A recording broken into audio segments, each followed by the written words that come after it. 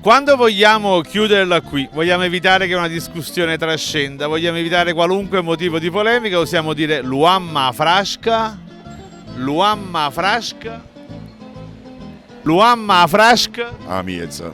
E che significa? Non lo so.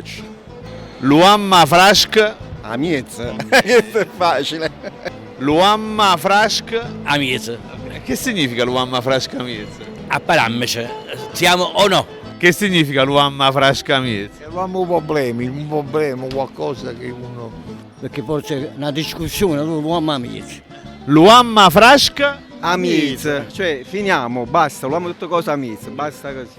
Luamma Frasca Miez è una locuzione napoletana che si deve addirittura a una prima forma di pubblicità. In epoca antica, quando una locanda, soprattutto quelle poste lungo le vie che si allontanavano da Napoli, voleva indicare al viandante che c'era disponibilità di vino nuovo, usava mettere un ramo fronzuto all'esterno dell'osteria, a frasca, e proprio per dire che c'era disponibilità di cibo, di vino nuovo. Quando la sera però ormai il vino era finito e naturalmente non c'era più necessità che magari il viandante si fermasse, anche per evitare inopportune polemiche che sarebbero potute sorgere, l'oste diceva al ragazzo di bottega: voglio Luamma Frasca Miez.